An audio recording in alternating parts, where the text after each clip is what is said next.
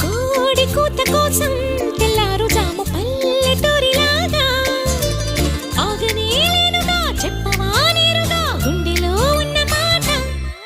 ఏ ఒకటి రెండు మూడు అంటూ అరే ఒక్కో క్షణం